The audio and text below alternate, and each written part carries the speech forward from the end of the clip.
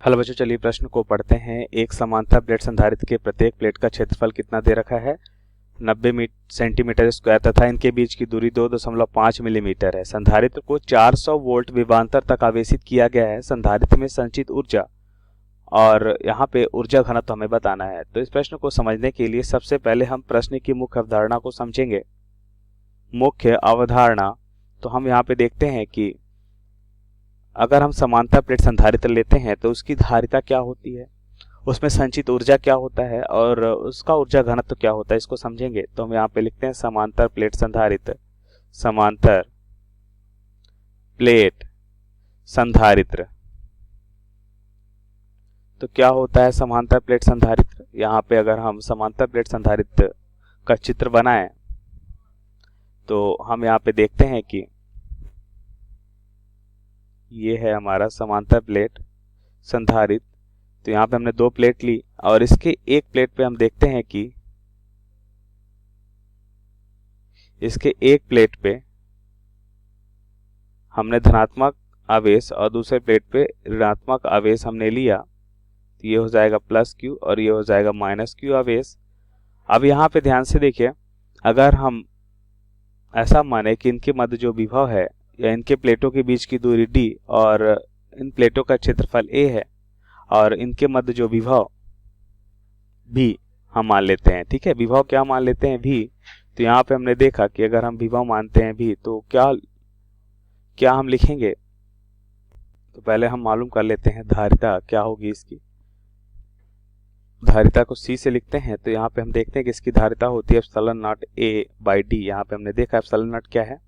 निर्वात या वायु में विद्युतशीलता है। a प्लेट का क्षेत्रफल, d प्लेटों के बीच की दूरी। अब बात कर लेते हैं जो संचित ऊर्जा होती है वो क्या होगी? संचित ऊर्जा कहकर हम यहाँ पे सूत्र देखें, इसे u से लिखते हैं और इसका मान होता है 1/2 c इंटू v स्क्वायर होता है, जहाँ v प्लेटों के मध्य विभव है। और तीसरा यहाँ पे हम देखेंगे ऊर्जा घनत्व। ऊर्जा घनत्व तो क्या होता है ऊर्जा घनत्व? एकांक आयतन में जो संचित ऊर्जा होती है वह ऊर्जा घनत्व कहलाता है। तो यहाँ पे हम लिख सकते हैं एकांक आयतन, इसका मतलब U तो हमने देखा संचित ऊर्जा है। एकांक आयतन कैसे देखेंगे? तो प्लेट का क्षेत्रफल इंटू d से गुणा करेंगे तो इसमें एकांक आयतन या आयतन हमने मालूम कर लिया a इंटू डी से, और एकांक आयतन में संचित ऊर्जा ही ऊर्जा घनत्व कहलाता है। अब प्रश्नानुसार उत्तर को समझते हैं। तो हमें क्या दे रखा है? प्लेट का क्षेत्रफल दे रखा है, पहले हम लिख लेते हैं।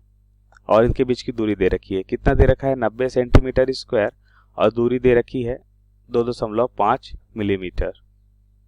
तो पहले हम लिखेंगे 90 सेंटीमीटर का स्क्वायर, इसको हम मीटर में बदल लेते हैं। तो 90 गुणा 10 के घात माइनस का 2 मीटर हो जाएगा और स्क्वायर है तो माइनस का 4 मीटर स्क्वायर होगा। अब दूरी d को अगर हम देखें तो हमें क्या दे रखा है? हमें दे रखा है यहाँ पे 2.5 मिलीमीटर है, तो इसको हम लिखेंगे 2.5 मिलीमीटर और इसी को हम लिख सकते हैं 2.5 गुणा 10 के घात माइनस का 3 मिलीमीटर। अब ध्यान से देखिए,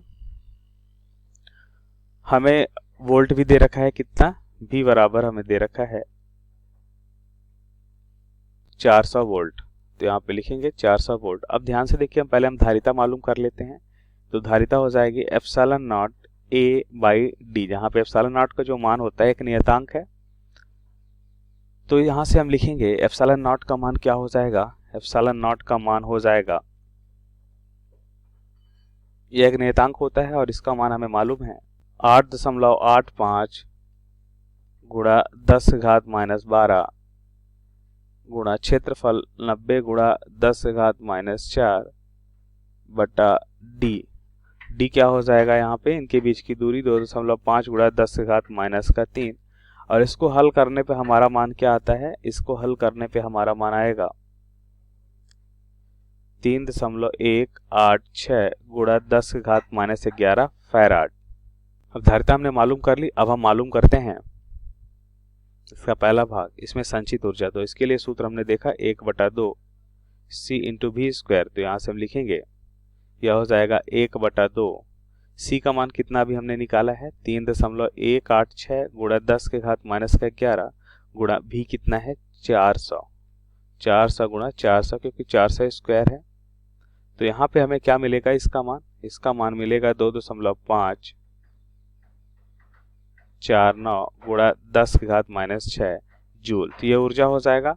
अब यहाँ पे हम देखते हैं इसका द्वितीय भाग, हमसे क्या पूछा जा रहा है, ऊर्जा घनत्व। ऊर्जा घनत्व हमें पता है क्या है, ऊर्जा घनत्व, तो हमें पता है ऊर्जा एकांक आयतन पे संचित ऊर्जा होगी ऊर्जा घनत्व। तो यहाँ पे हम लिख सकते हैं कि यह हमने मालूम किया 2.549 गुणा 10 की घात -6 बटा क्या हो जाएगा, क्षेत्रफल, जैसा कि हमने मुख्य अवधारणा में देखा, गुणा इनके बीच की दूरी कितना है, 2.5 गुणा 10 की घात -3। तो इसको हल करने पे हमें क्या मान मिलता है, इसको हल करने पे हमें मान मिलेगा U बराबर कितना हो जाएगा, 0.113 जूल। ऊर्जा घनत्व है जो क्या हो जाएगा, जूल प्रति मीटर की घात 3। तो ये हमारे प्रश्न का सही उत्तर होगा। ऊर्जा घनत्व को हम स्मॉल u से लिखते हैं, या ऊर्जा घनत्व ही लिख लेते हैं, ऊर्जा घनत्व यह हो जाएगा, इसको स्मॉल u से लिखते हैं हम 0.113 जूल प्रति मीटर क्यूब। ये हमारे प्रश्न का सही उत्तर है। आशा करते हैं आपको समझ आया होगा। धन्यवाद।